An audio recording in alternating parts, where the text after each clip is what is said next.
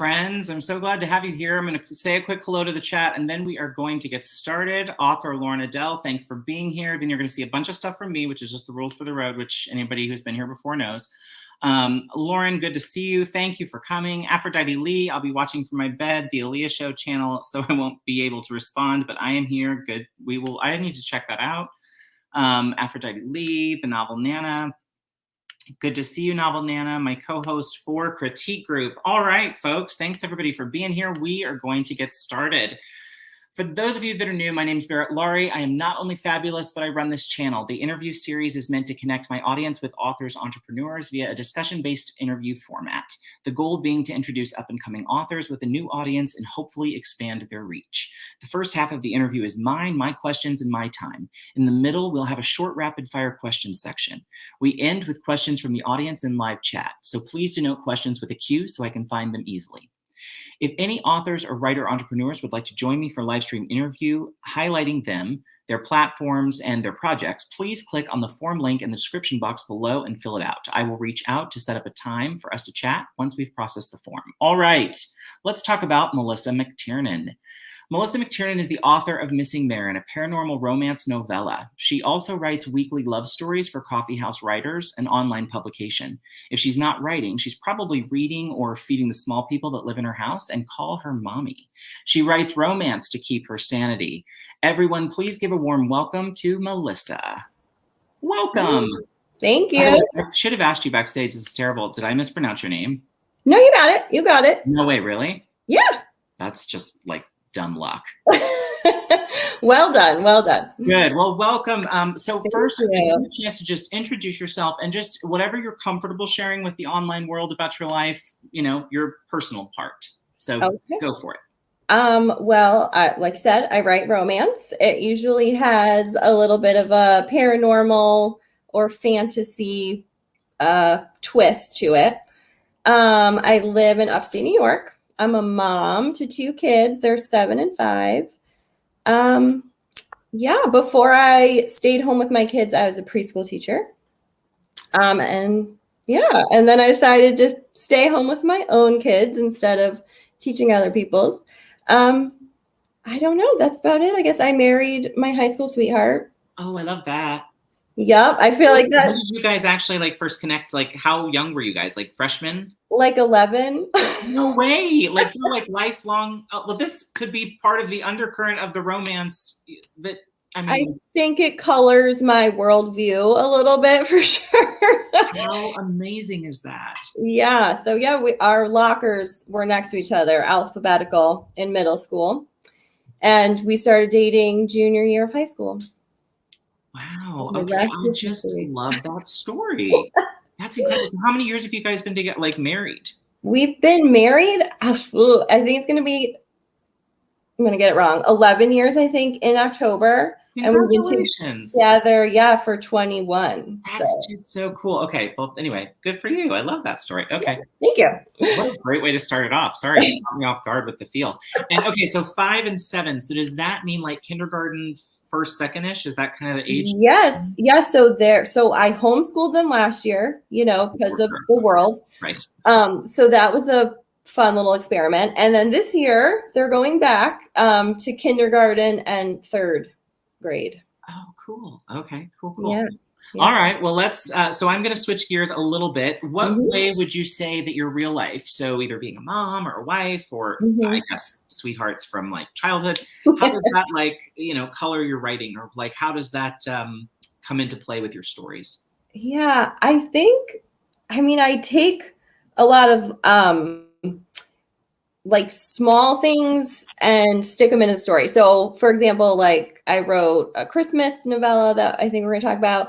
And I just took a bunch of my own family's Christmas traditions and stuck them in there. I feel like each story or character, I take some real stuff and kind of create like a new person from pieces of other people or pieces of stories from real things. Like if you know me and you read any of my stuff, you're going to be like, oh, I know what that is, or I remember that, or I know who she's talking about. So it all gets in there. It's all in there. Yeah. So cool. Okay. So what made you decide to become a writer? Or was it something you always wanted to do? It was not something I always wanted to do. I always have been a reader. I've like reading has always been something I'd love to do forever. I never thought writing a book was even like remotely possible. It seemed like some sort of black magic, frankly. Like I couldn't really imagine how you would write a story. And then a couple years ago, I don't know, I decided to try it. I kind of feel like it's like when people decide they're going to try to run a marathon, like just to see if they could do it. So I wanted to see if I could do it, I guess. And you did it. And I did it. And then I did it a couple more times. And did it. Yeah. I love that. So what would you say is the best part about being a mom and what's the toughest part? This was a hard question when I was looking at your little sneak peek for me to answer. I think the answer to both is like all of it is the best and all of it is the worst. I don't know if that makes sense, but the whole thing is a giant contradiction, I think, for me. Like, wow, that's cool. Yeah. Because it's like in the same breath of me wanting my own space sometimes because they're very, it's intense being home with kids all the time. And then as soon as I drop them off somewhere, like I'm sad that they're gone. So it's very like, it's an intense experience. So it's all good. And it could all be really hard too, I guess is the answer. That's fair. I like that answer. That's really real. In what ways would you say that being a parent inspires your writing, or has it inspired your writing? Yeah, I don't know if it inspires what I write as much as sort of made it necessary for me to write, because I write to kind of have my own space, my own thing that I'm doing that's not mom related. Sure. So I feel like it inspired me to write, I guess, even if my kids don't necessarily inspire the stories themselves. Has your marriage influenced your writing? I feel like I should say that my husband's like my muse or something. Really? But that's what I guess everyone expects a romance author to say, but give us the truth. Yeah, I guess. I don't know. I don't know if I would say that per se, but yeah, I think the fact that we've been together so long definitely changes how colors how I look at the world. I like the idea for people to find their person. So that's what I like writing about. Yeah, I love that. All right, well, let's transition over to some different types of discussion, and that is all about your debut. So Novella, and real quick, just for folks who may not know, what's the difference between a novel and a novella? So a novella is shorter. Novels tend to be between, for romance, like around 80,000 words. They can be longer, but romance tends to be a little on the shorter side. And then novellas are like the 30 to 50,000 word range. I guess mine is around 40,000 words. So they're shorter. Okay, cool. And okay, Heather says, I can relate to that, having your own space and time to yourself. She's got kiddo herself. Yeah. It's a big one. Feels it, yeah. And everyone's saying hello, love it. Okay, so I'm going to read the blurb to Missing Maren for everyone. Okay. All right, here we go. Daniel's love of the ocean takes on a new meaning when the girl of his dreams emerges from it. But can he bring himself to deliver her story? And more importantly, can he convince her to stay? For Maren, coming to shore is supposed to be just for fun, until she finds herself in love with a human, torn between two lives and two loves. Maren will have to decide what makes her happy before it's too late. When another man threatens to keep Maren on land, and Maren's sulky father unleashes an onslaught of storms on the coast, Daniel and Maren will have to decide where they belong and what they're willing to do for love. So I'm obsessed with the blurb. So what inspired the book? So it's very loosely based on like a Selkie lore from it's usually Scottish myths, and a Selkie is a type of sea fairy that is a seal in the water and can become human on land. And if a human finds their magical seal skin, they have to marry them and stay with them on land. So I took that little idea and I turned it into my own story. I put it in Cape Cod instead of Scotland. It's all like contemporary time period. Right. Yeah, I don't know. I was joking with my husband about how, oh, I just need to figure out like what the next cool mythical creature is going to be, you know, vampires, werewolves. And we were trying to, figure it out.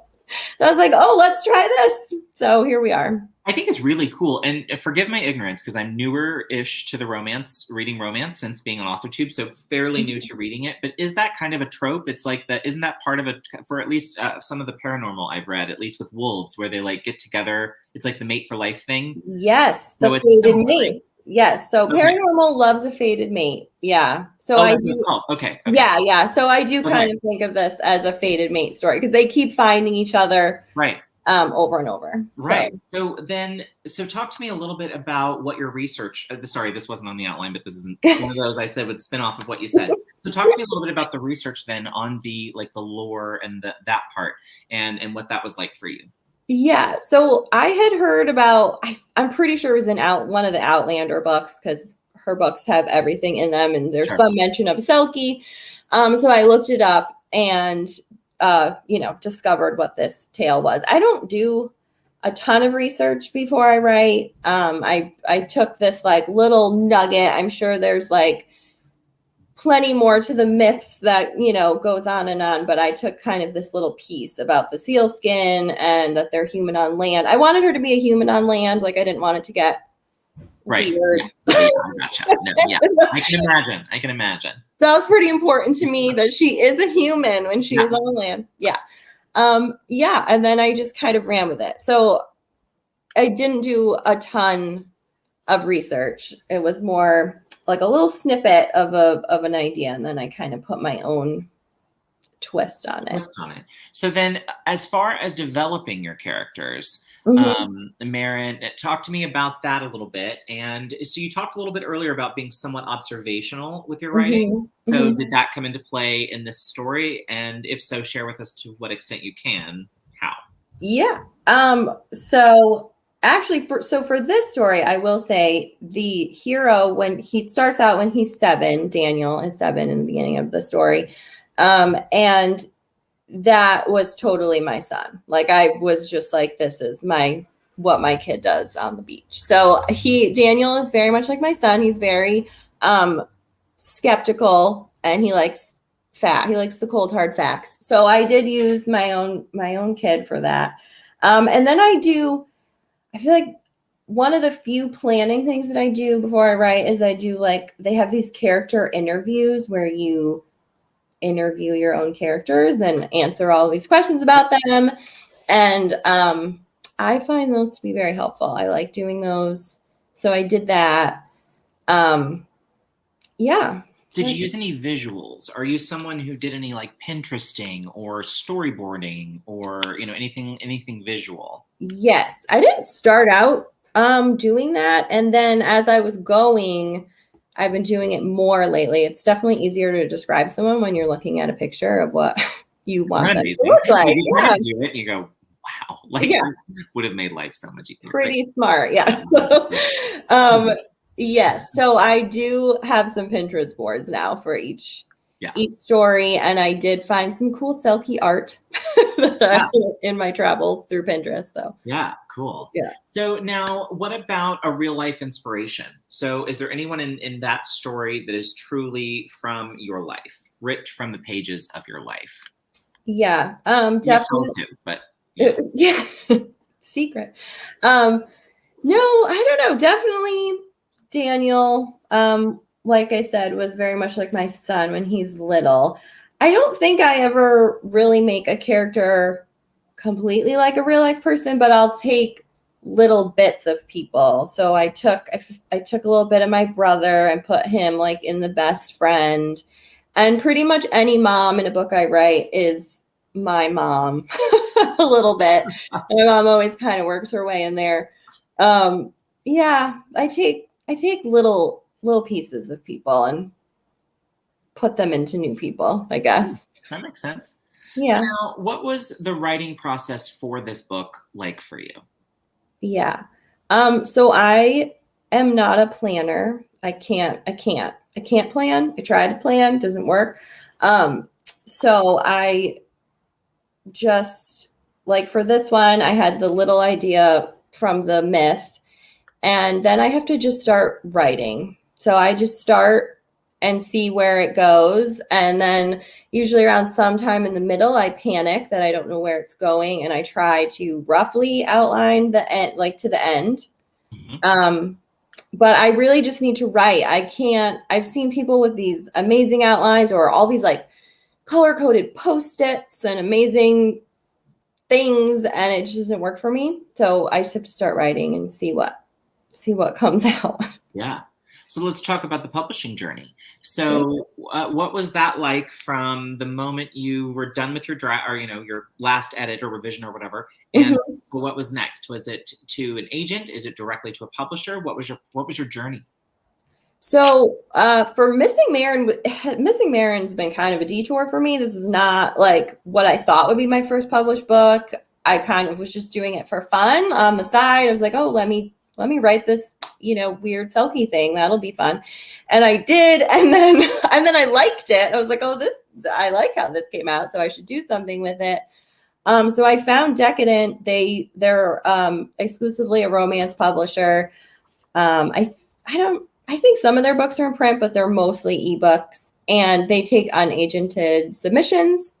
So I sent it in, and 60 days later, they said, sure. And they sent me a contract, and then they set me up with an editor and the cover design and all that. So did you have any point along the way where, you thought like, oh, I want the cover to look a little different, or was there anything you were uncomfortable with in the process that you thought like, oh, I didn't like an edit that I had to do or something like that? Well, it was the cover thing has been a surprise to me that authors do not really get to pick what their cover will look like. Unless there's Yeah. So all the power. Yeah, I know. Yeah. I'm like, but that's the best. Jealous. Part. Yeah. I know. So they did give me a form to fill out where I got to say, like, describe the characters physically, say what I wanted in the background, what general vibe I wanted. I could tell them, I could tell them like what other covers I liked. If I wanted like a, similar to other one that they had. And then they mocked up 2 for me, and I got to pick the one I liked better. That's really cool. And I do actually really like the cover for this, so it worked out. Yeah. I was glad I at least got to pick between 2. Yeah. Sure. What was the editing process like? Like what did that look like? I'm assuming an editorial letter and a little time where you did like a revision and then back. Is that sort of the way it went, or what was it like for you? It was more extensive than I thought it was going to be honest. I had a lovely editor. Her name was Laura, and we went back and forth. I think it went through about 6 rounds of edits between her and I. And yeah, that was probably the most beneficial part to me. I mean, other than getting a book published is exciting and everything, but I feel like I learned a lot just from her comments and changes that she was making. Like some big picture stuff that I was apparently head hopping between characters, thoughts, just things like that where I mean, I didn't go to school for writing. I don't have like a writing fiction background. So I feel like I'm just like learning on the job. And she gave me just really, really great things to take. Now I know when I'm editing my own things, like what to look for. I have a list of words to eliminate, all that good stuff. Yeah. Love the word that and just use it all the time. Have to take them all out. Right. So that was really, the editing was great. I thought that was one of the biggest benefits of going through them. And I didn't if I was self-published, I would have had to pay someone obviously to do all that for me, and I didn't have to. So that was very nice. So I liked publishing with them. Cool. Yeah. All right. I'm going to run through comments and just catch up with what people are saying. Hey, Victoria. I'm not going to say it in chat because I'm running through comments, but hey, Victoria, I'm saying it live. Minx also writes steamy romances, if you will. So, if you like romance with a little extra. I do. Then Minx is your girl. I can get you the link for 7 Sins. Yeah.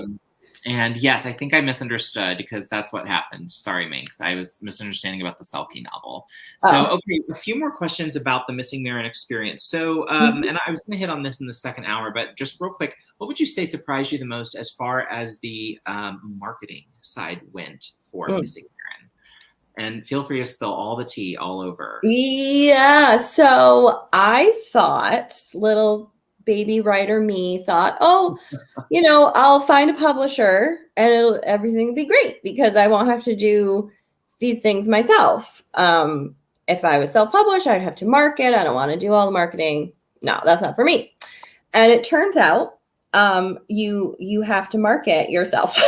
There is no, they're a very small publisher. They put me on their Twitter for a little while, and I was on their like new releases page on their website, and that was it. So turns out I have to do my own marketing. I think pretty much everybody does, unless you're, Emily Henry following up Beach Read with people we meet on vacation. You're gonna have to market, as it turns out. So surprise to me. Yeah, surprised everyone. I would even say in TradPub, unless you're if you're agented, unless your agent tells you you're like a top like title for your genre, like it's just not going to happen. Like I would tell any of my author friends, keep 25% of that advance for your marketing minimum, because you're going to need it, because it surprises you and it sneaks up on you. And so don't assume because it's TradPub that you're going to get marketing dollars. So like, unless you're nope, Sarah Janet, unless you're Sarah Janet, they're not doing it. So. Right. We'll move on from my bitterness. So before we're done with Missing Maren, when you set out, what was your goal? Like with Missing Maren, what was your goal with it when you started? Yeah. So like I said, when I started, I thought I was just doing it for fun. I thought I was just doing it for me, or to put maybe on my blog, or, whatever. I didn't really think it would go anywhere. And then when I decided I really liked it and I wanted to try to get it published, and I found a publisher that actually published novellas, because that was the other thing. It's short, so I didn't know if anyone would publish it. Then my goal was just to get it published, and I thought that would be the be all end all for me. I would just be so excited to have it published, that mission accomplished, all done. But now I'm hoping it's like the start of having more books out there. And it would be lovely if more people read it. That would be good too. We'll keep it out there. And I always remind people, but everybody in the chat knows this, but in case anybody's watching it that doesn't, reviews save authors' lives. Yes, please. Yeah, reviews. 100%. Okay, so let's switch over and talk a little bit about secret family recipes for love and butter cookies. So what can you tell me about this? This is a new title coming. Is it this Christmas? Next Christmas? No, I think it'll be next Christmas. So this was for the Wild Rose Press put out a specific submission call for Christmas cookie themed romance. It could be any some genre of romance, but it had to have Christmas cookies or holiday cookies. I think it could have been any wintry holiday. So they liked mine. They took it, but this holiday season is full, I believe. So I think mine will be coming out next year. That's really cool. So for folks who are maybe like never heard of this before, as far as like the direct to publisher side, where did you see that call? Like Twitter, or like where was that you caught it? Oh, I wish I could remember. I'm thinking it was Twitter. Twitter, okay. Yeah, I do think someone had shared it on Twitter, and I was like, oh, sure. Christmas cookies sounds good. And they wanted short, so it's a short one. It's even shorter than Missing Maren. It's about 20,000 words. So they wanted like short, delicious little Christmas bites. Yeah, for sure. What about that experience was different from the first? Anything as far as like contract or discussion, anything? What was different? I would say the main difference was they were asking for a specific thing. So I had somewhere to start with, obviously. So that was good. The rest of the process has been pretty much the same. I sent it in. Their editors got back to me with some changes before they offered me the contract. So they wanted to know a few things about it. And then when I sent the full manuscript in, she told me if I cleaned it up a bit more to send it back in. So I did that. I sent it back in, and then they accepted it. Yeah. And that's been the same. I got to describe what I wanted for the cover, and I didn't get to pick this time though. It was just the one. It was just one option. Oh, that's okay. Were you happy with it? Do you like it? It's okay. It looks more fallish to me. And she's wearing these weird boots. Like, here's the thing. It's like these little things. Yeah. She's wearing like stripy rain boots that I feel like is very distracting to the eye. And like, you can't, I didn't pick it, you guys. So the rain boots, I apologize, but the story's good. Just ignore the rain boots. 100%. Yeah, I don't know. Take this with, if you're watching this in Christmas 2022, future Barrett, the link will be in the description box below. I will update it when it's time. Okay, very good. So, oh wow, you just got the notification for this. Thanks, that's amazing. YouTube, love you, mean it. Okay, so as far as because I've never actually done this, but it's kind of, I guess, like a prompt. So, was it more difficult to write a novella to a prompt than like I guess a short story? The only way I've really done prompting is in writing like workshops and short stories. So yeah, I like a prompt. I like a prompt. It helps me. So I saw that they wanted it. I saw that they wanted something short, and I liked knowing that they wanted the cookie theme. I went with just this one's contemporary romance, doesn't have any weird creatures in it or anything, just regular. What was that like, as far as like that change for you? Was it more difficult to like, what would be the most difficult part of switching between contemporary and a paranormal? Just the world building would be a little less, I guess. I mean, I feel like I write more. I need like a different name, because paranormal to me, it's like vampires and werewolves and darker. I don't know. I feel like it evokes a certain image. I feel like my paranormal, it's lighter, it's cozier. Yeah, more mythical creature, but like in our regular world. So I feel like I basically write contemporary with,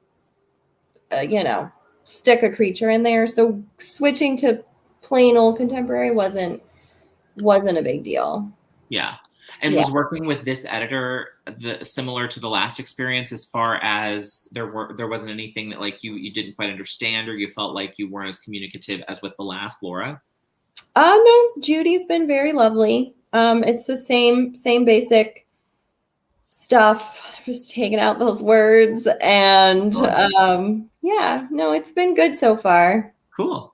Well, let's switch to another project, because you're prolific, like our friend Maggie in chat right now, who, except he has written, I think it's, and Maggie, correct me if I'm wrong, I think it's 11 books this year Maggie's written and published. In what? Year. Maggie, it's like holy moly. Yeah. Wow, that is next level. I'm lucky to do one a year. But does she Maggie's killing it. Like, I'm like, okay, go you. Maggie. Yeah, right. Wow. Okay, so let's chat a little bit about Through the Fairy Ring. So you're back at the same publisher. So do you have the same editor? I don't know yet.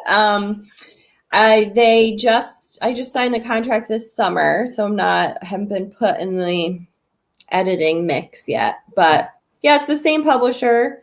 I figured they liked my first one, so I sent them another one. Yeah. Similar vibes, fairies this time, obviously, with a stressed out human heroine who gets lost in the woods and falls through a fairy ring. It's like a little bit Alice in Wonderland-y vibe in the beginning.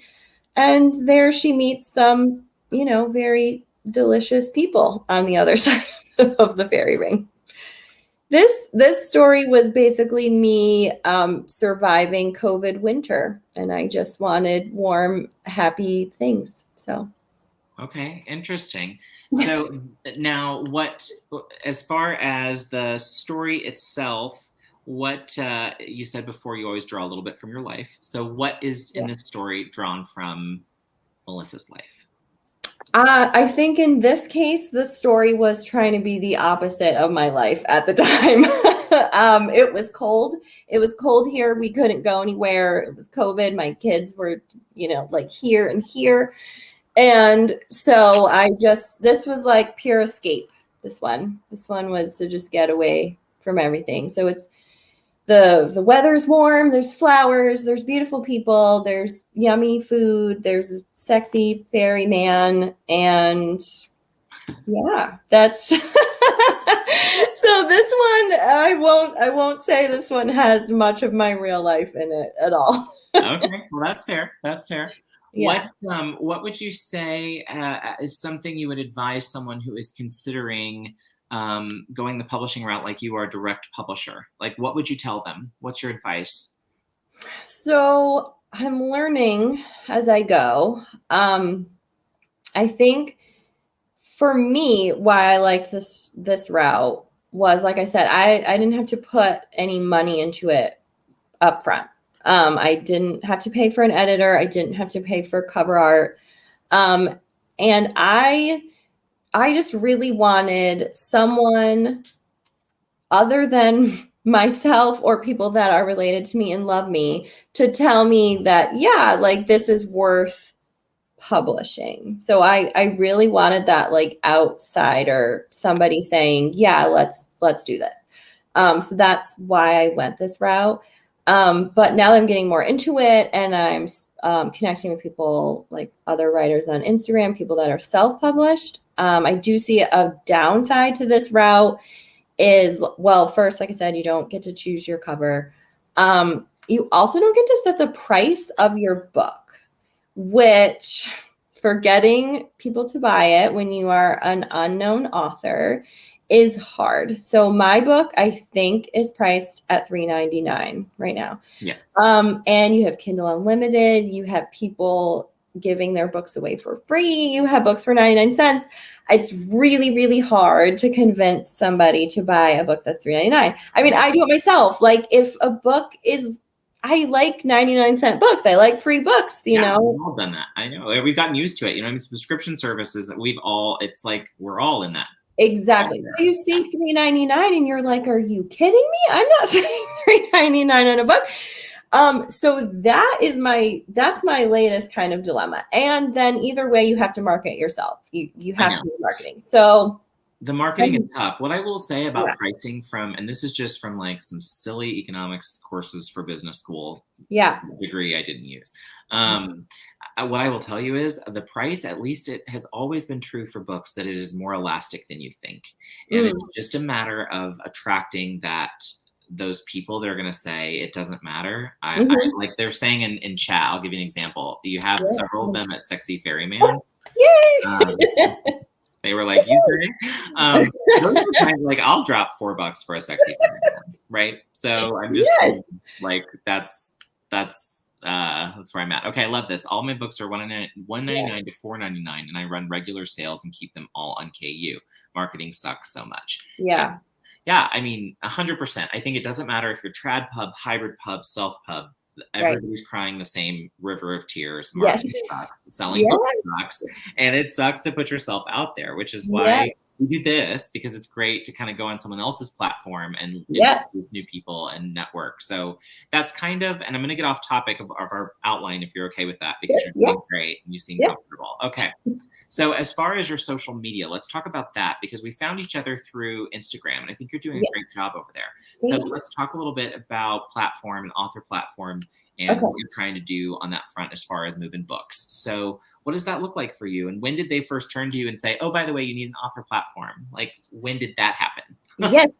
So that happened before they offered me the contract. That was part of the submission. So right away before, like while you're submitting, there was format to fill out. They wanted to know, you know, all of my everything. What do you got? They wanted you to have a website, social media presence, all that business. So that was right away, right up front.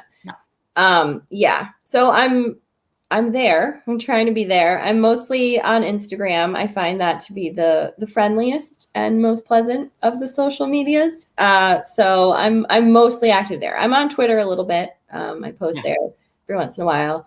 I didn't even have Instagram before I was doing this whole author thing. So it's pretty exclusively about what I'm writing, what I'm reading, what I like, my cats being cute.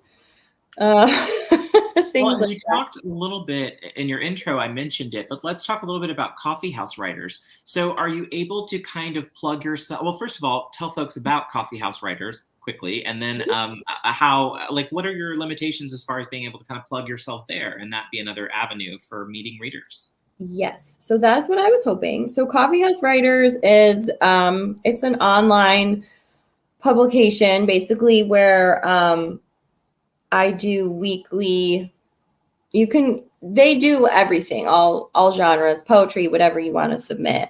I do weekly installments of romance stories. So I have a few that are up there already. You can find them through my website. There's a link there. But yeah, so I think I have about 4 stories up now. I retired actually this week from Coffeehouse. I won't be putting up any new stories as of right now, but you can find my old stories up there. My main beef with them was that they wouldn't let me use the site to promote my other work. So You're kidding. no. So I was really hoping that this would be a great way to find readers. It's free. You can read my stuff for free, see if you like me, and then spend that big money, $3.99 on my thing. So I thought it'd be great. And I was getting a good amount of readers on there. It was very exciting. People were reading it. And so when Missing Maren came out, I asked if I put a few like additional scenes from the book that didn't make it into the book onto Coffeehouse. And I wanted to say at the bottom, like if you liked this sample, check out my book. And they wouldn't let me do it. So I was allowed to have a little author bio at the bottom that said, had all my social media and things, but they don't let you promote. And so it was just taking up, time that I need for these other projects. But my stories are still up there. You can still read them for free right now. They'll be there for a year. So, yeah. That seems like a missed opportunity, I argued with them several times about it. I'm sure. They weren't having it. And yeah, so I don't know. Interesting. Okay. Well, what about, and this is again, not on the outline, so feel free to say, I really don't know, but did you do any other marketing as far as like ads or any book bubs or any of that kind of stuff that people do, the things that people do? The things that people do. So I've done a couple just on Instagram where you do the little boost. Yeah. Which I was excited about. I was like, oh, this is easy. It's not that expensive. And I supposedly got a good amount of website hits from it. And I was like, oh, but it doesn't seem to have really translated into sales. Yeah. And that's all I've done so far. I figured I should, they say build your backlist. So I thought I would wait until these 2 other stories are out in the world and then maybe put a little more money into doing like a book bub or something like that. But I haven't yet. Totally. Yeah. Okay. Well, so this is another question that's kind of maybe out of left field, but and last one of this kind, and we'll move on to craft. Okay. But, as far as the publishing side goes, with working with the publisher, would you say that would you advise someone to go this route, or would you say do you wish you'd have gone self, or are you still happy with your choice? I guess is the best way to ask it. You know what I'm saying? Are you glad you went the way you went and that you've gone this route, or do you ever think, I wish I'd done self? Yeah. I've been having this conversation with myself all week, actually. I've been having it here in front of a bunch of people. Yes, I've been thinking it over. Because I don't know. I am happy for now with how this went. I think I had a good experience publishing Missing Maren. Like I said, I thought my editor was great. I thought that was all really, really good. I feel like I just need to learn more about the marketing end of things, either way, with whatever I go with, obviously. I think the appeal of self-publishing right now for me is the control piece of it. I always thought when people said that they meant like the story itself. that publishers were going to make them change their story, which was not my experience. They, they edited it, but they didn't change my ideas. But I think more now I'm seeing like, no, it's control over the timeline, the cover, the pricing, all of that stuff. Because it takes so long too. And I'm very impatient person, and you have to wait and they don't email you back. It takes forever. So that is all very appealing about self-publishing, but it's a lot of work. That's all work that you have to do. So for now I'm happy going through the publisher. Yeah. And then we'll see. Yeah, we'll see after that. I don't know. Last Sidewinder question. You said something that piqued my interest. In TradPub, one of the complaints I get often is they have so little insight into their data. I'm an analytics person. So they have so little insight into their sales dashboard unless they're with a big five where they may have access to a dashboard. Self folks have all kinds. They know their sales right when they happen. Yes. So what's that like with your situation? Do you see it in real time or is it delayed? No. Yeah, that's... Yes, that's another one with the control. There, I'd see nothing. I see nothing. So I did these Instagram promotions and I'm like, I'm getting website hits like that I can see. And then I didn't find out until like this past week that I sold like 4 lousy books.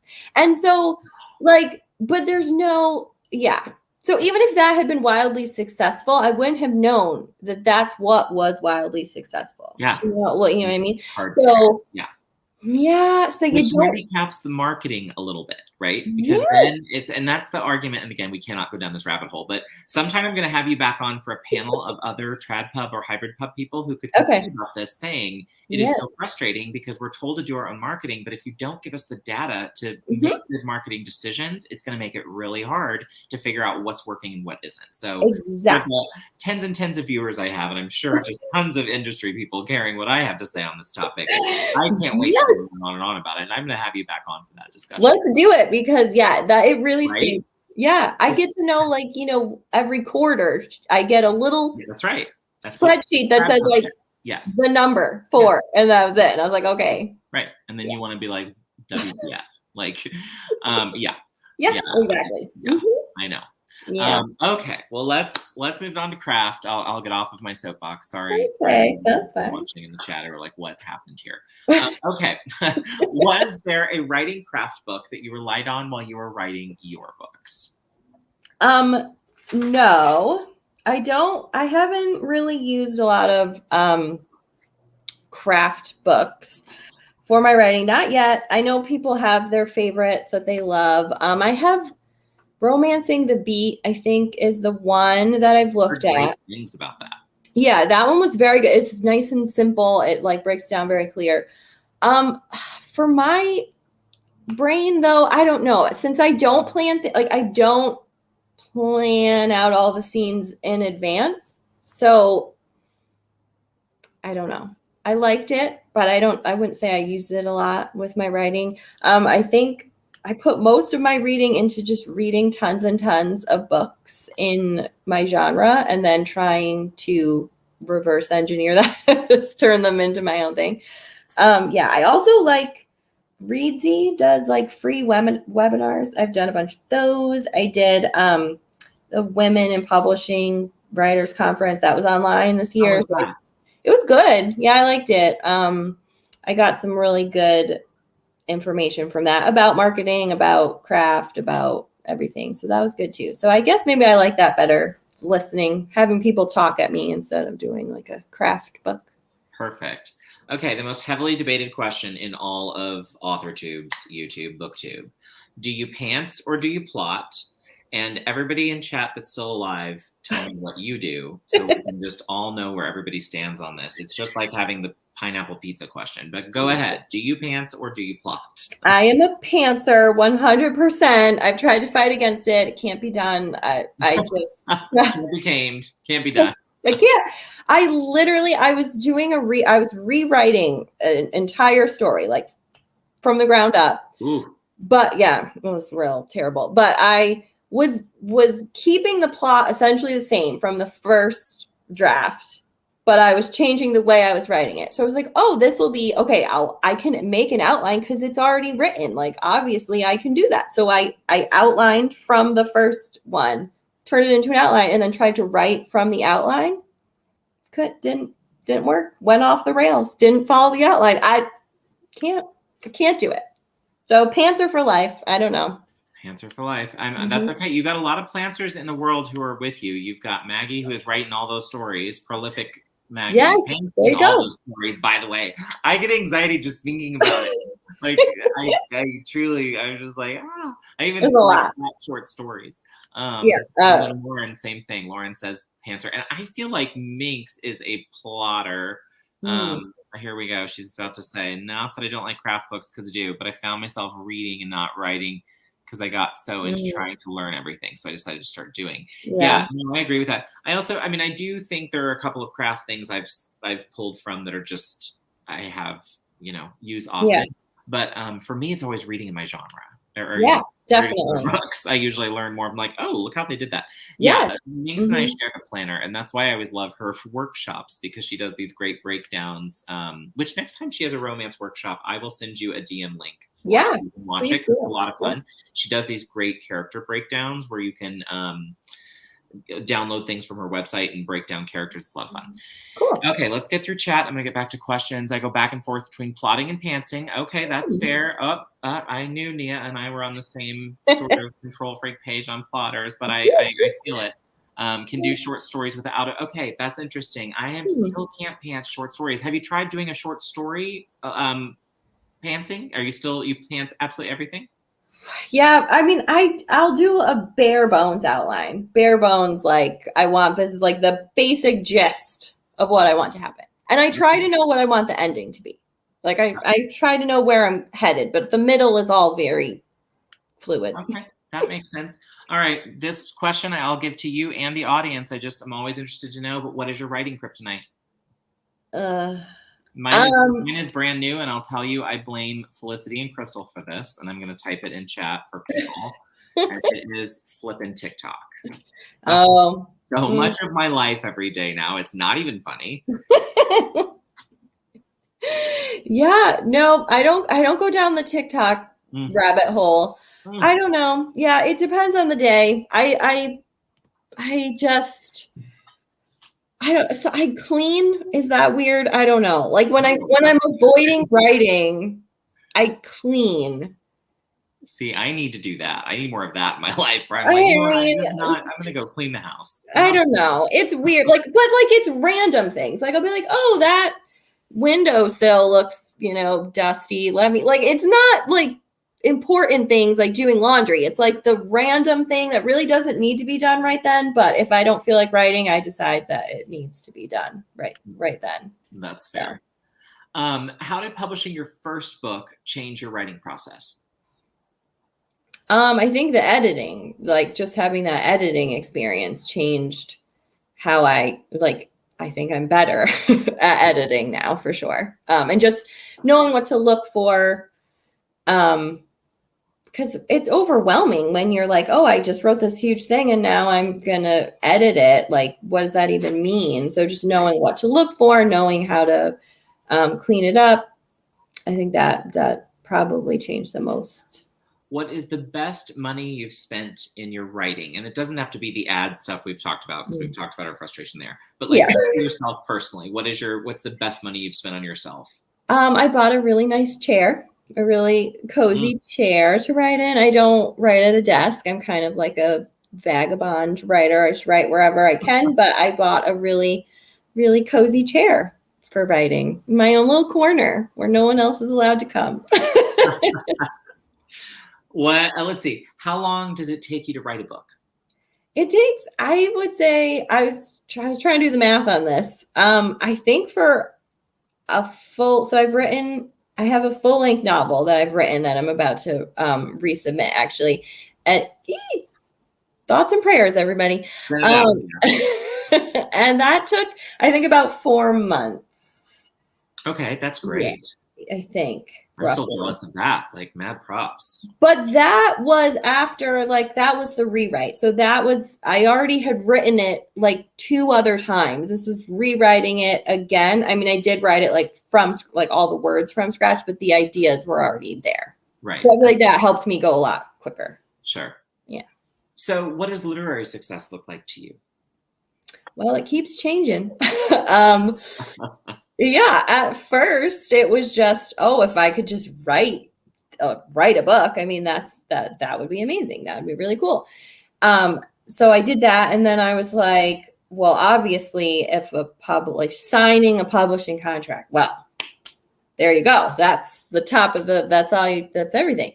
So I did that, and then, now I'm like, it'd be great if people read the book that I wrote. That would be good. And review it. Yeah, and review it. Yes.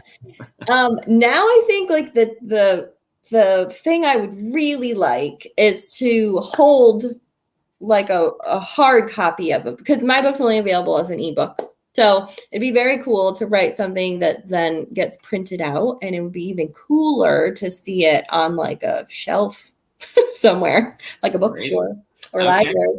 Yeah. All those dreams. That is good. That is good goal setting for yourself. All those are things you can control to an extent, right? So yeah, I think so. So yeah, just it keeps moving, which is good, but also I feel like you have to take a minute to remember to be like excited that you already did these, like, because you forget to like take a pause and be like, oh wait, remember when you thought it'd be really cool if you even wrote a thing at all. So well, and part of this goes to a discussion you and I had off screen that I'm going to throw out there for anybody listening, because a lot of my self-publishing folks can probably relate to this on a hardcore way. Mm-hmm. So many books published in a year, like an unbelievable amount of books. And you were saying like everybody and their brother has written a book. And I said, well, it's because we live in a book echo chamber where most of our Instagram and Twitter and stuff is book people. So yes, it looks like everyone we know has written a book.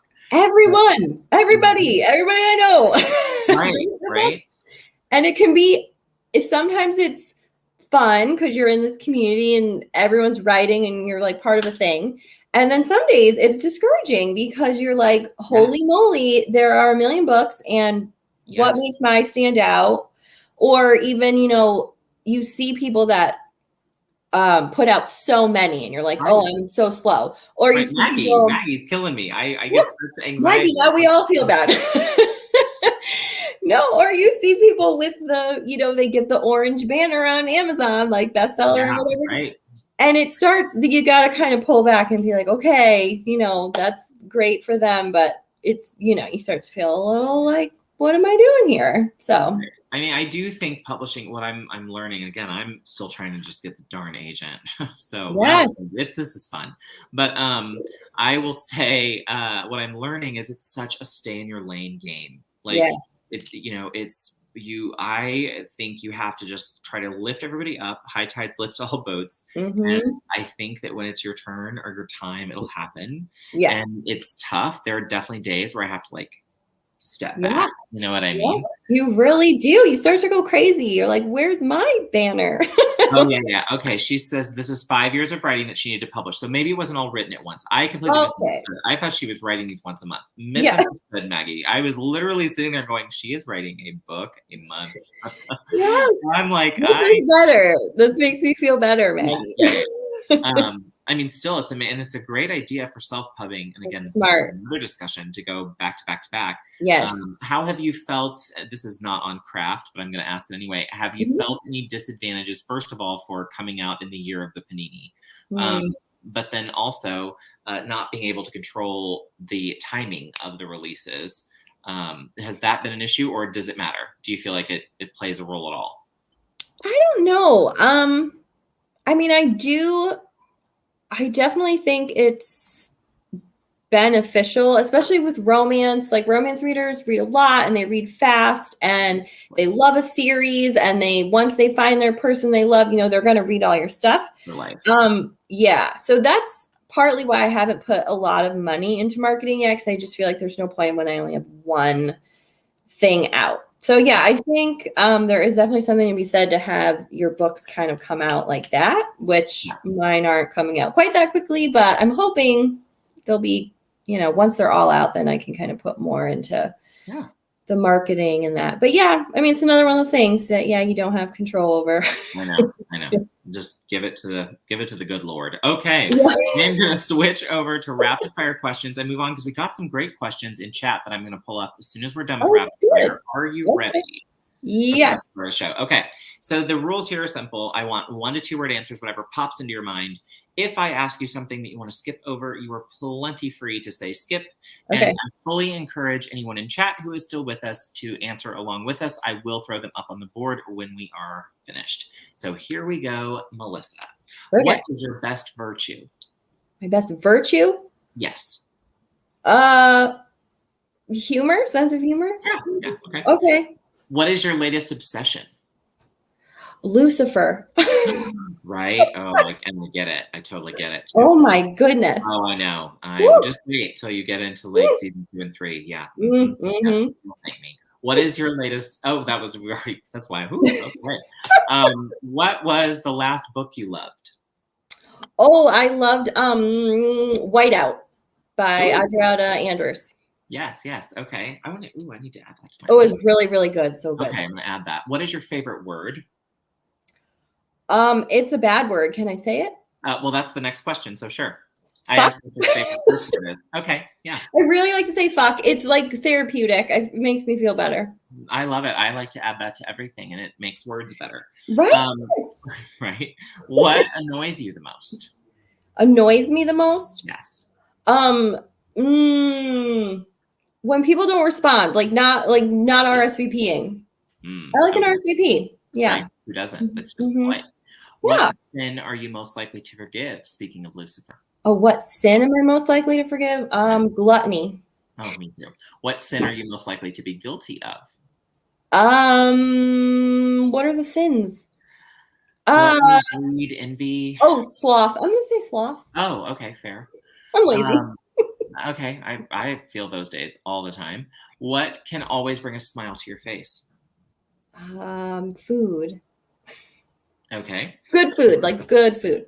Where else would you live besides upstate New York? Cape Cod, the beach. Yeah, same. Where are you the happiest? At home on my couch. Hence the sloth, you know. Fair. Yeah. If you could have any superpower, what would it be? I'd like to fly.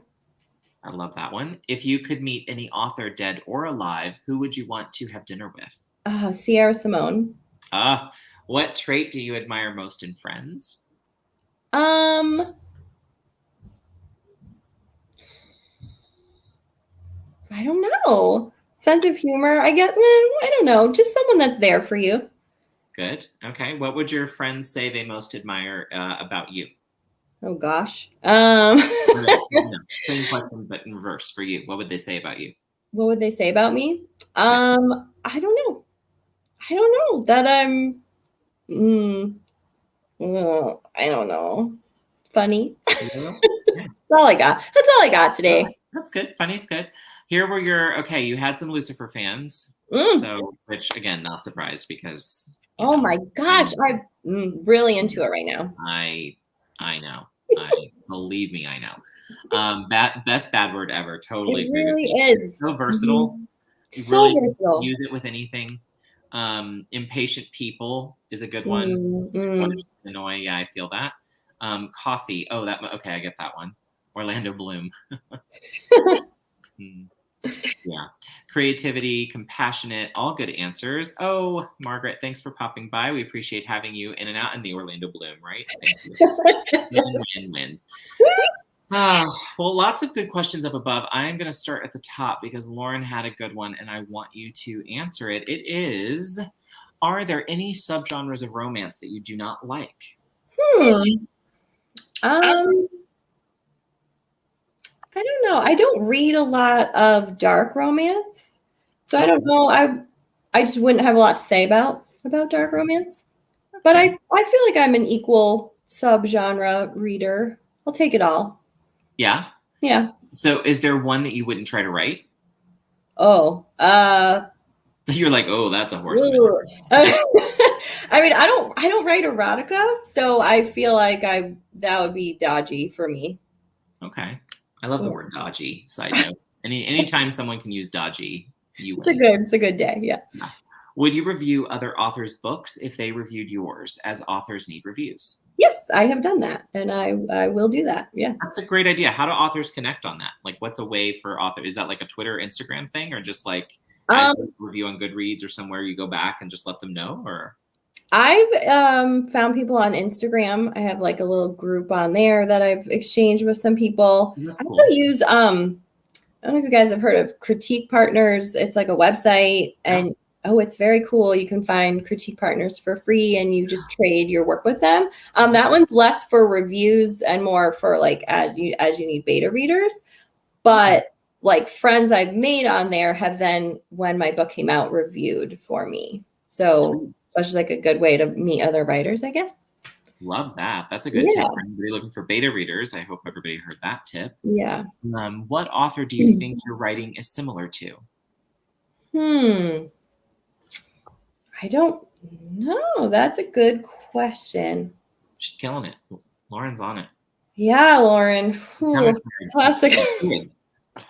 I don't know. I don't know who. I love it. I'm trying to find more like comps to my book, because like I was saying earlier, paranormal is always a little darker, I think. At least I personally think paranormal, I think vampires, I think dark, biting. There's biting in paranormal. There's no biting in my books. So I'm actually trying, if you know books or authors that write like nice mythical creatures, let me know. Drop it on your Instagram. Find her on Instagram. I like this one. Do you edit as you go or at the end? That's a good question. I wait till the end. I love a messy first draft. Like first draft is my favorite time.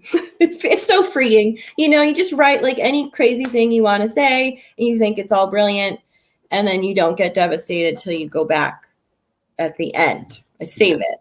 Yeah. Agreed. Okay, Maggie had a question here I've got to find because I lost it. So bear with me. Baking finished projects, red-blooded. Damn it. Oh, favorite word. Unearned arrogance, gluttony. Maggie and I are the same on that one. Gluttony. My bees and goats. Oh, yeah, she does that. Oh, cool. Yeah, I know, right? Idaho mountains, Colorado mountains, to heal, and McCaffrey. I hope your air quality's getting better out there. I've been thinking about you, Maggie. Lucifer is the best. She's in Colorado. Oh, yes, we saw that. Okay, I missed a question. I know I did. Sorry, give me. Oh, here we go. What the hell is bully romance? Yeah, what is a bully romance? Yeah, I'm not sure. I think I've read one book that called itself bully romance, but I'm not sure it even really counts because the hero wasn't a bully. He wasn't mean in the book. Like he had bullied the heroine extensively in high school, and then they were both in college and he was trying to like make amends. But does bully romance mean they're mean? Are they mean? What? I don't know. I don't know what it is. Yeah, that's I think that's a pretty fair. This is interesting. Minx Kenosha. This probably is on the Minx book, which if so, I need to review it because I didn't know we hadn't. But let's do a little review swarm over on Minx. So Minx, tell us which book you need reviews on, and we'll send people to it. I can add the link to the comments. Okay. Maggie says, which genre would you write on a dare? I like that question, Maggie. On a dare. Oh, so does that mean it has to be something that I wouldn't want to write? I think it's got to be something like, that you'd kind of think, oh man, maybe not what you would have chosen, right? Well, then I feel like I would have to say erotica. That feels like a thing to write on a dare. I love that erotica is always the one. Okay. That just feels the most daring. Like that feels like the thing I'd be nervous to write, I guess. Do you feel that's called abusive romance? The bully thing? Could that also like be sort of like an abusive romance? Because it did sound a little bit. It sounds like that to me.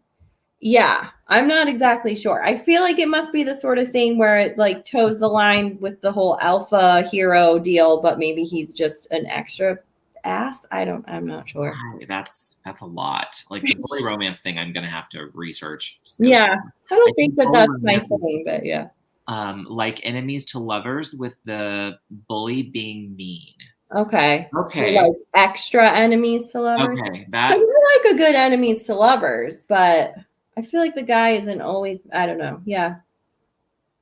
Yeah. Okay. Well, wait. Are we talking about Shattered? Because I could have sworn, or maybe we're talking about a certain place for Shattered, which I think I've only done Shattered on Amazon, but I'm trying to catch up. Okay. So this was Q. Would you write? Oh, that you answered the dare. Why? That's the one I'm clicking. Help. There we go. There. What? Oh, are you asking me? Would you write the genre least like on a dare? Are you asking me, Maggie? Oh man, that would definitely be erotica. If you're asking me. Don't nobody want to see that. Don't agree. I mean, sorry, abusive romance doesn't exist. I meant abuse romance. No. Yeah. Yeah. I know romance can go real dark sometimes. Kidnappings and things, but yeah. I don't read so much of that. Sweet. Okay. Well, here's what I'm going to do on the review situation. I'm just going to throw this out now. Anybody who wants to do this, let me know, and I will drop reviews to the books in the comments after this airs and have people come back and click the link through to review the books they've read, whatever. But again, if you've read one of the books from Minx or Aphrodite, I'll add the links later and you can click through to do that. And I'll do it for everybody here. Anybody wants one, drop it later and let me know. Hey, Bethany Vota, welcome. This was probably the author you saw read The Sister, I believe. Yes, I'm still thinking about that story, Bethany. Really creeps me out. Creepy deep. Really I would have, let's see, I started writing erotica on a dare and never looked back. Yeah, but yours is good. There you go. Would you write the genre you least like on a dare? That's a different question. Oh, okay. Oh, what genre do I least like? A Western, for me, that'd be a Western. Hard no. So I can tell you now, like, no. No, I wouldn't have anything to say for a Western. No. Imagine, I don't read mystery. I feel like I would be a really terrible mystery writer because I'm really bad. Like even watching Lucifer when they're solving the cases, I have like no idea what's going on. Like I just look at Lucifer. Like I'm like real bad at piecing together clues and things. So mystery writer. Oh, yeah. It wouldn't work out for me. Okay, I'm throwing up some of these comments because they're gold. So first of all, look at this. Going to start reading Missing. Yay! Thanks, Lauren. I kind of feel the same. Margaret, yep. And hello to Bethany. Okay, here we go. No, bully romance is truly being bullied start to finish. Thing, and I am not feeling it, but to each his own. It just feels sort of abusive. Like I'm not sure like what I would like as a reader, how I would ever feel that character. Does that make sense? Right. Yeah, and I feel like I like a redemption arc. You know, like he's bullying you from start to finish. I feel like by the end, shouldn't he not be bullying you anymore? I keep saying he, I'm just assuming, but like I don't. Well, yeah, equal opportunity, I suppose. Right. I suppose she could also bully, but I don't. That doesn't speak to me. Yeah. That would be tough. Oh, thank you. You were very sweet. That would be very tough. And I don't know. Like I'm trying to imagine then. Like rereading and revising that multiple times. I just think it would be a very toxic cycle. Yeah, that's true. That's true. You have to like be in that. This all day long, every day, 100%. This is the one romance I don't like. I will DNF you quickly if this is your jam. Like, yes, agreed. It's not for me. I don't do it. I'm not here for it. Oh, Morgan, I love you to bits and pieces. Thank you for popping in, my fellow crony and a wonderful writer herself. So mad props. All right, so I'm going to ask you a couple of my open questions. Are you ready? Do you ever read your book reviews? I do. I read them all. Do you ever respond? No, I don't. Okay. I don't respond. I don't have very many reviews currently, but I have read them all. So my book came out like the first day. I was all excited. My first review was 3 stars, and I was like, devastated. I was like, that's it. Why did I do this? Why have I done this to myself? So yeah, I read them. I probably shouldn't, but I read them. Okay. Yeah. But you've never been inclined to like respond or say something. I mean, I responded a lot in the comfort of my own living room out loud. Yeah, but I didn't respond in real life. No. For what it's worth, I think that's the way to go. I think that's the consensus. It's hard. It's hard. Yeah. Bully romance is aware of itself, though. It's meant to be bad for lack. I'm just trying to imagine. I'm sure it's a thing. I'm trying to picture myself like being into that. I don't know if I was bullied like in high school, and so therefore it's like I don't think that would be my kink. I don't. I mean, even the whole like super alpha hero thing rubs me the wrong way sometimes. So yeah, I don't feel like I would. Yeah. Okay. All right. What was your favorite book from childhood? Oh wait, I wrote this down because this was hard. I always think what makes writers, like what was the book that made them love to read? Yes, I think probably Matilda or anything. Right? Yay! It's so good. And her dumb parents, and she's so awesome. Yeah, anything by Roald Dahl, basically. Awful, but so many good books. So good. Yeah. So good. Yes, no, I agree. I love that answer because for me, Matilda was my like door open into his world, and then I was gone. Every story he had, I consumed. Like awesome. So, yeah, he's the best. Yep. Cool. Now, what about with your kiddos? What are you reading with them? So I read them Matilda this year in our little homeschooling adventures, but I think they were a little traumatized. They were like real scared of the Trunchbull or whatever. It's dark, right? Yeah. The books are much darker than the movies, which for witches, if they haven't read Witches, Witches is probably too much then. You need to wait a couple We of didn't years. go that route. Yeah, well, I figured, I was like, okay, Matilda, this one, it's a little girl reading books. This is fine. And she puts her in the closet thing with the glass. The chokey. Yes. She swings the girl over the thing by her pigtails. Yes, her braids. Yes. Yeah. It is child abuse. It is straight up child abuse. I encourage everyone to like read those stories because the things he does to those kids in Witches, in Charlie and the Chocolate Factory. Yeah, it's all the BFG. Like go read them. Or it's Big dark. Did I just try to put it? No, you're right. Okay. BFG, yeah, Big Friendly Giant. Yeah, you're good. Okay, yeah. I just think that. So I traumatized them a little bit, I think, because it was definitely darker. They were like, wow. So, but I enjoyed reading it. This book and A Christmas Carol are my forever faves. I don't know. There's the monster at the end of this book. I'm gonna have to check that out. I love that title. Yeah, Christmas Carol, of course. I've heard of that one. That one I know. Yeah, that one I know. So we talked a little bit about research earlier, so I'm gonna move on to another one. What has been your most effective? Well, we talked a little bit about marketing. Have you identified an effective form of marketing for yourself? My mother telling people. I think that is the most. Just tell my mom, and she spread the word, and that was the number one thing so far. The twits. Okay. Oh, that's all the Roald Dahl love. Yep. Agreed. Mm-hmm. Yes, it's the separating the person from the work. But yes. 110. Mm-hmm. As a writer, what animal, mascot, avatar, or kindred spirit would you choose to represent you? So I chose the squirrel for this question because I feel like I'm just taking little things and tucking them away for Okay. I love that answer. I like that. What is your favorite underappreciated book and author? Okay, I didn't really know for this one, but I don't know if she's underappreciated, but I'm kind of obsessed with Adriana Anders right now. I just read her. I don't even know who this is. Who is? Oh my goodness. Oh, she's so good. So she writes romantic suspense, which it turns out is super fun because there's like bad guys and things. Love that. And it's exciting. It's good.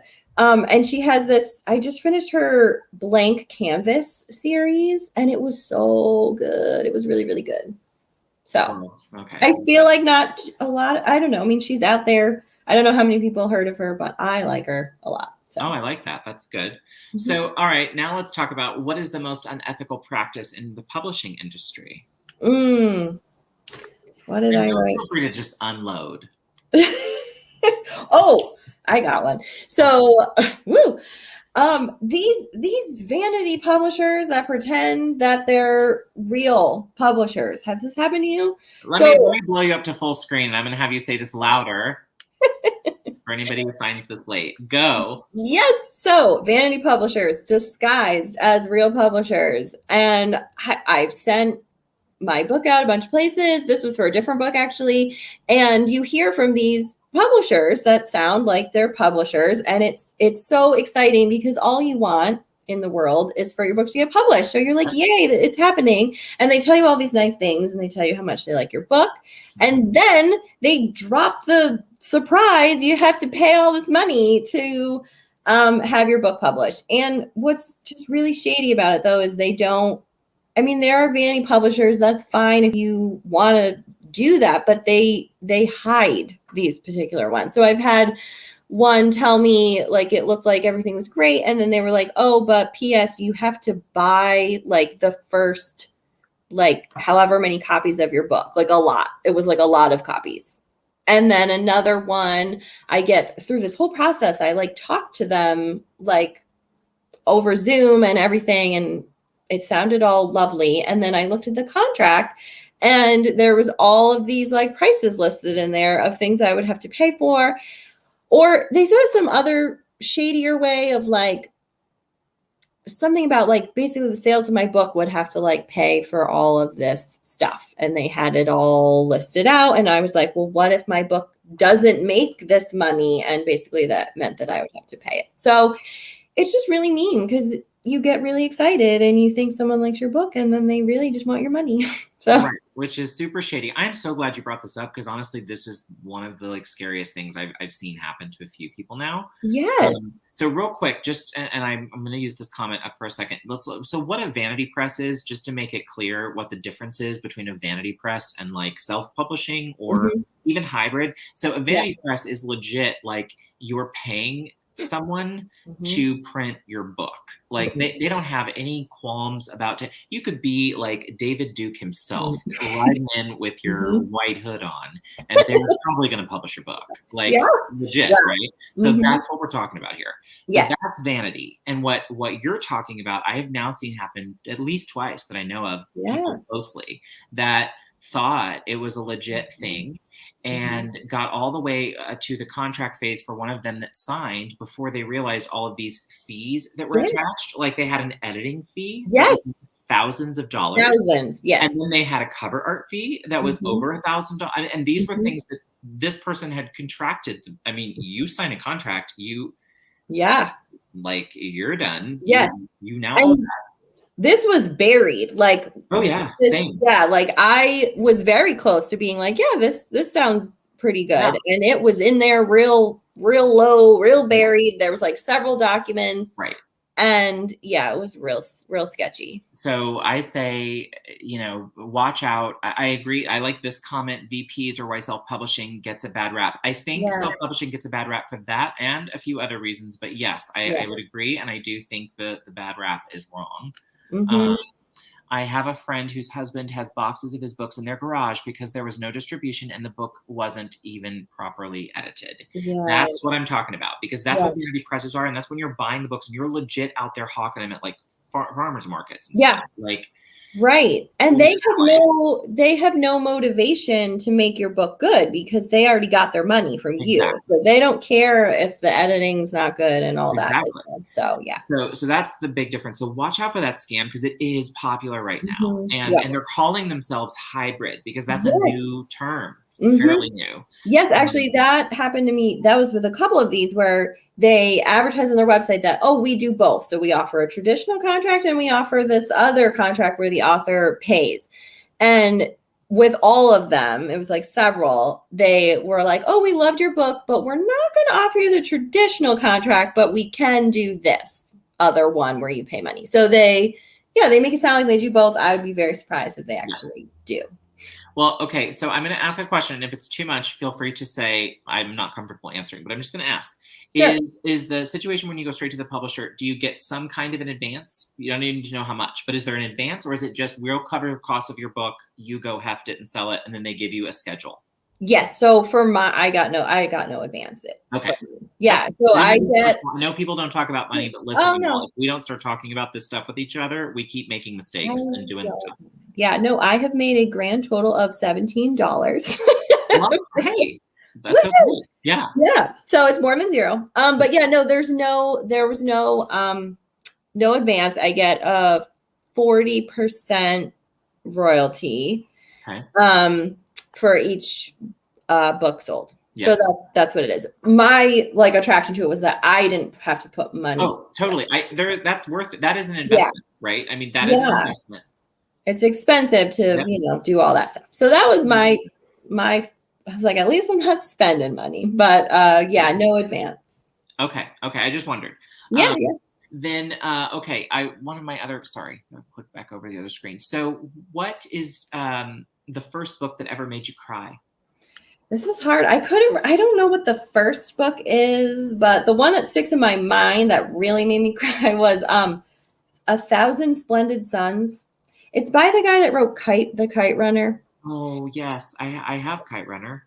Oh my gosh. Well, this was his next book, and it was about women and their whole struggle. And that's probably very timely right now because, of course, oh my God. Yeah. And this book tore my face off, and I just cried. And my husband still teases me because we had been living together. We weren't married yet. I did not want him to see me because I was a complete mess. And I locked myself in the bathroom to cry with this book. So this is the one that stands out in my mind as a real crier. Okay. It was an amazing book, though, if anybody. Well, I haven't read that one, but I have read The Kite Runner, so I can only imagine. Wow. Okay. Yeah. Good and timely, and makes us think about something happening in the world. So, yes. Fairness. If anybody wants to do anything good about things in the world, there are lots of links down in the description below for how you can help do something for a marginalized community. Alrighty. What would you say? Let's see. Oh, would you ever write fiction for kids? Yes. So I used to think that I would write children's books back in some version of myself. I thought that would be really fun. I love, I'm obsessed with kids books, storybooks, picture books are my jam. I used to teach preschool, so I was I'm all about it, all about kids books. And I used to draw. I don't really draw anymore. But yeah, someday that'd be real cool. I would do it. Yeah. I'm just going through comments as we go. Mink said, I was lucky on my maiden voyage, did make money, totally lucky, but I did work my butt off in marketing and such. Yeah. True. I also, Mink self-published, and I know there was also hard physical copies was a good chunk as well, which probably may make a difference. I don't know. Yeah. We shall learn. Let's see, I already hit that one. We have Off to the Dentist, Taking Maggie. The book that made me cry the most was Death from Child Abuse and No One Heard. It was the Ursula Sunshine Assad true story. Oh, goodness. Okay. I don't know if I've never even heard of it, Bex. So there's a book we can all check out if we are looking for a good cry. Yeah. Sounds like that one's pretty intense. So I have the right mood. What would you like to write in the future that might surprise your readers? I don't know. I don't know if I mean, a children's book, I guess, would surprise my readers. I don't know if I want to. I like writing romance. I mean, I'll probably write all throughout romance. The book that I am, the novel length that I'm resubmitting soon is a fantasy romance. So that's kind of different. I feel like everything else that I've written so far has been definitely more set in a contemporary setting. So this one it's fantasy. There's a princess and I love that tribe of barbarians and big hairy men with swords and things. So that's kind of different. What's not to love? Yeah. Okay, so Bex said she was a 5-year-old girl and her mom's boyfriend killed her. Yikes. So yeah, that one is probably intense. The Boy in the Striped Pajamas was one. Again, I agree with that. That one will make you cry. I want to write a children's book, but I think I got overwhelmed by it. That's fair. It's fair. It's different. It's a whole different thing. Yeah, it's a different skill for sure. Now, as far as your writing goes, do you participate in a writing group or a critique group? at all, where you are located, or has your writing circle been primarily electronic? Yeah. Yep. It's all been online. Like I said, through that critique partner website, I found some people. I found people on Instagram that I've been kind of, trading beta reading with and things like that. So yeah, I don't know any writers in real life. I don't feel like I've met anyone, a fellow writer, except my dad. My dad writes. Hi, Dad, if you're watching. Oh, look at that. My dad's a writer, so yeah. But other than him, what kind of stories does your dad write? My dad writes literary fiction. He's writing the next great American novel. Of course, yes, I love everything about it. You guys share each other's stuff? Like, do you say like, check this out? Any of that ever happen? We do. We used to a lot more. My writing has gotten a bit sexier, so I don't send as much of it to my dad. Sorry, Dad, you're out of the loop now. But we used to a lot more. Yeah. I said something to my mom once about not being able to read something because it was a little spicy, and she said I could learn something from her. And I went, okay. All right. Okay, Mom. All right. That's fine. Before breakfast, but all right.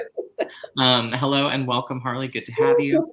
All right. So what would you say is a film that has inspired, maybe not writing necessarily, but would give you that romance vibe of like story sparking, put you in the mood to think romance story?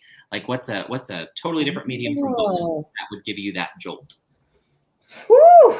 Oh my goodness. Oh, let me think. Well, I feel like it's been a while since I've watched a movie. You know what? I think was like a formative movie for me that just, the Leonardo DiCaprio version of Romeo and Juliet. Oh yeah. That like imprinted similar in age. Yeah. That imprinted on like my little baby teenage mind where I'm like, yeah, this is how things should be, Yeah. So that just really stands out. So yeah, I would say that one. Except I prefer when the people don't die at the end. So okay. Yeah. 100% fair. Yeah. The Hunchback of Notre Dame made me cry. Oh. Well, the Disney version probably made me. Yeah, I read that one. Probably true. Anyone want to check out Ursula Sunshine's Sad Story? The documentary is on YouTube. Okay, cool. We can find links and add below for folks if they want in the comments once we post.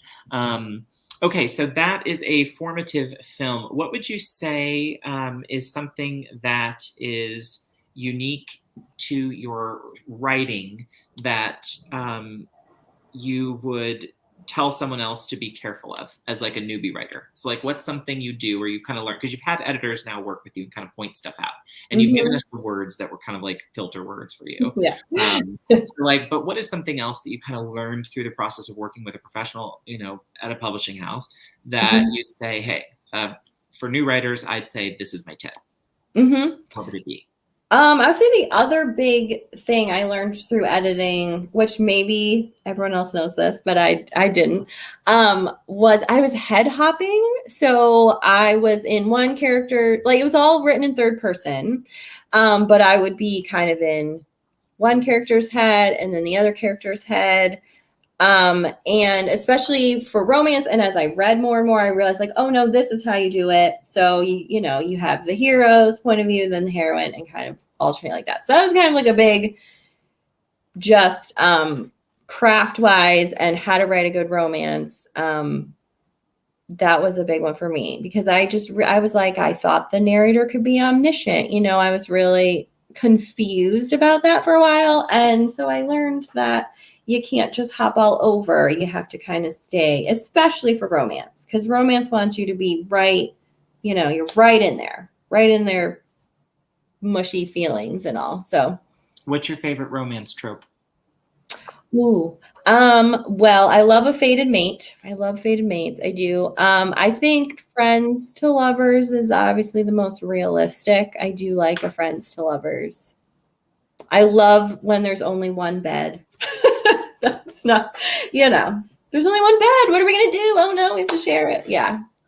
Many a gay relationship started just like that, kids. Alrighty. So, do you have any unpopular opinions on romance tropes? Because there are lots of, I'll tell you why I asked this question. There are lots of videos here on the author tubes of people talking about romance tropes, and I hate most of them. So please go ahead and talk to us about what your unpopular opinion for unpopular opinion. Well, I will say I'm somewhat new to romance. Like I've been reading and writing it for 4 years now. But some people, they do it from like age 13. They were reading their mom's, Harlequins, whatever. And so I feel like I'm still kind of a newbie in the community of romance readers. So at first I was definitely very snobbish about it. And I was like, what are these covers? What, like, this is all like real cheesy. Like, I don't get it. I think a lot of people do that, though. I think romance is really underappreciated. Yes, from the outside, you're very like, this is what was this? And then you get in it and you're like, no, it's so good, everybody. It's actually just so, so good. I don't know if I have a trope that I really hate. I guess I'm just really not into like the alpha hole, like the guy that's just like an asshole in the beginning. I don't love it. Popular in gay romance, like mailman romance. Oh, honey. Have you read, wait, who is it? Kat Sebastian writes really cool male historical romance. I'm always looking for it. So it's hers. I loved, oh gosh, what was the series?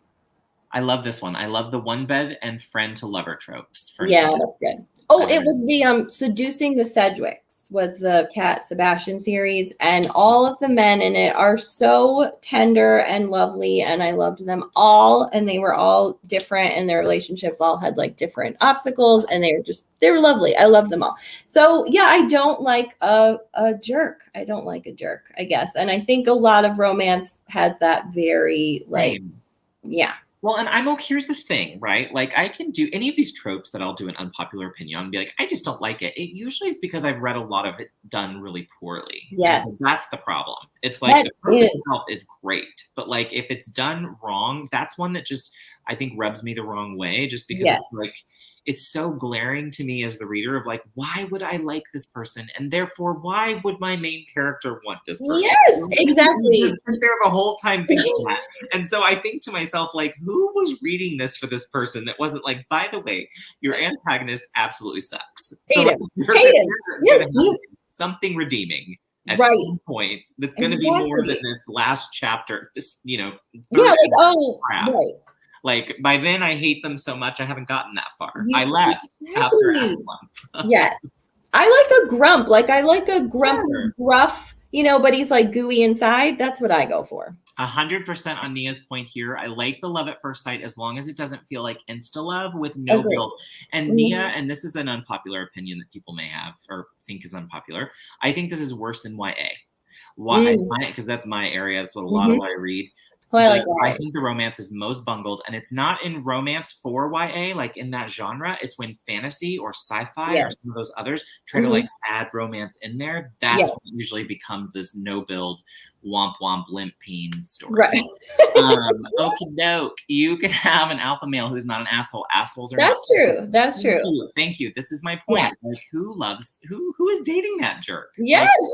Like, can we have a male lead that isn't low? Thank you. High key awful. All of this is my feels. I can't when one is a jerk and they are supposed to fall in love. I'm like, no, you can do better. Thank you. Yes.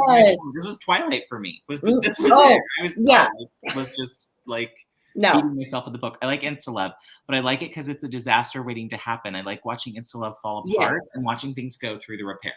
100%. Yes. That is when but you write it. So that's why you know how to do that. So fair. Oh, Richard. And you came in right during the romance talk, bless you. How did you, this is what I'm saying. Richard's a friend and a fellow author tuber from across the pond that I keep telling needs to write a romance story. Do it, Richard. You should do it. Right? It's in there. It's in there. Yeah. So that's the romance tropes. What is the worst? So the alpha, what about for the flip side of that? What is your favorite kind of character in romance? Or what is your favorite thing to create and write in your romance stories? Yeah, I do. I like a grumpy hero. Grumpy's fine, you know, gruff, kind of like, that's good. I like all that, where you have to kind of get past the crunchy exterior to get to the, you know, gooey center. I like that. I like pining. I'm a big fan of pining. Pining is good. Yeah, I love when there's only one bed. I like friends to lovers in that moment where they're like, oh my gosh, like this could be a thing. And they have that like aha moment. I like that. Yeah. I like it all if it's written well. Like you said, I mean, I think that's the thing with romance. There's a lot of it out there and not all of it is good. And it gives kind of the good romance a bad rap because people find the bad stuff and it's very bad. So, and to circle back to the self-pub thing we said earlier, same thing. yes. I would say about self-pub, the thing that's done self-pub the biggest disservice, and it's true in trad pub too, it's true in hybrid pub, but the moment someone picks up a shitty book, yes, it's like, then it's everything is that, right? Right. Like, it's just like, come on, like that was one person who didn't know. Yeah, exactly. Literally the only man in Twilight that wasn't toxic was Bella's dad. 100, like 100. I don't even have enough words to tell you about the number of times I had to read Twilight in a book group with YA writers, and I was like, oh yeah. And now, okay, what are we saying here? Sorry, friends, I'm coming back. I can tolerate toxic as long as it's clear that they are toxic and not deemed romance. Toxic relationships exist, but not to romanticize it. Yes, that hurts my soul. 100. That's what I'm talking about. And Richard says, at uni, we spent about 2 weeks studying romance, which consisted of Twilight and Mills and Boone. Ooh. Oh, bless it. Would have loved a more nuanced look at the genre instead of reducing it to its basis stereotypes. 100%.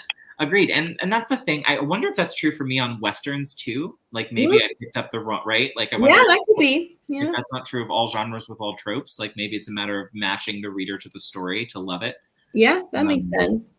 And anyone who can create that algorithm is going to be like massively rich. So yeah. What is the biggest surprise that you've had since being published? For the writer part, I guess. For the writing part? I mean, it was just the whole process was surprising. I didn't know how any of it worked. Just how long it was going to take. And so that was all kind of a surprise.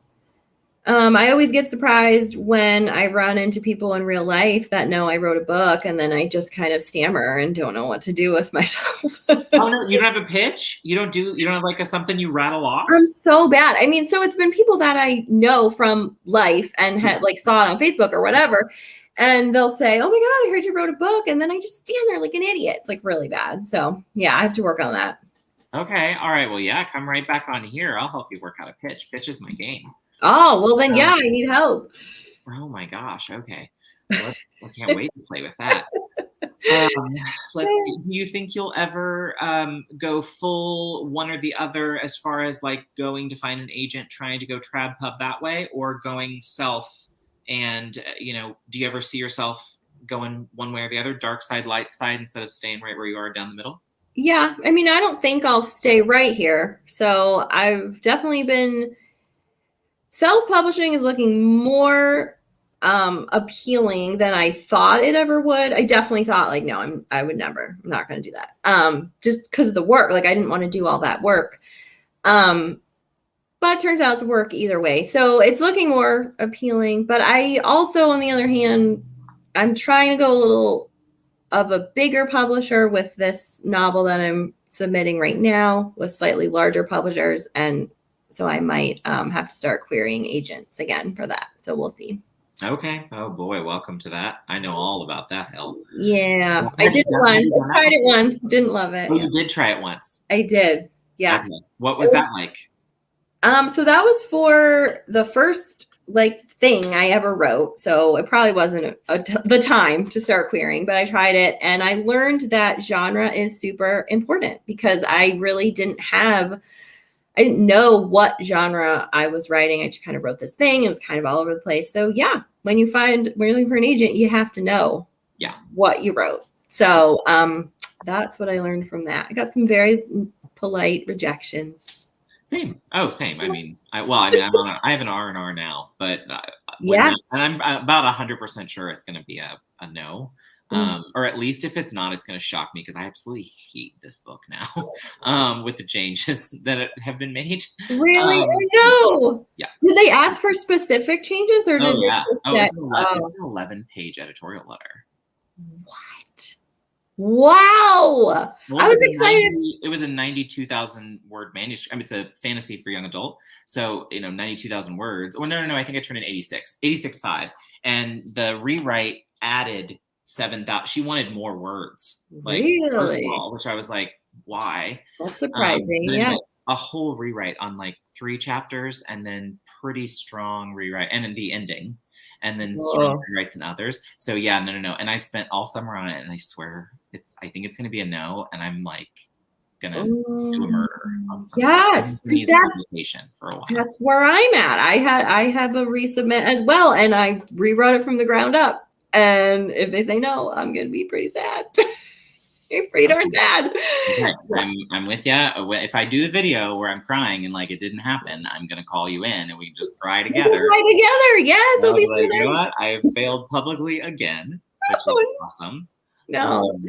I get self-conscious that people would judge me based on my stories, so I'd be even worse with the idea of romance and people reading pass on to me. Okay, I get that a little bit. Yeah, it is nerve-wracking. I had my first grade teacher commenting on Facebook. She was all excited to read my book. And then I was like, oh no, my first grade teacher is going to read my sex scenes. Please don't. So it gets weird. You make it an answer like my mom, who's like, well, let me just teach you something. And you're like, I know. World? No. I don't want to know. No. Just pretend I didn't write it and I'm going to pretend you didn't read it and it's fine. So yeah. I think I literally said to my mom, and I was like, I don't even want to know you had sex to have me. I don't want to hear Immaculate conception. Immaculate conception. Exactly. There I was. That is not the ordinary asking for more words. Agreed. It wasn't really so much more words. It was that the request was for more bulk on the change, the ending, the last chapter, and more bulk on that chapter, which was to me and believe me, I looked up the word bulk and did a whole lot of staring at what does that mean and what kinds of crazy. What I came to was that was more words. So, and by the way, I hate my own work now, which is just awesome. Just because it was her job doesn't mean she was good at it. I want the Barrett Laurie. I won't publish it. I'll put it in a drawer and that's fine.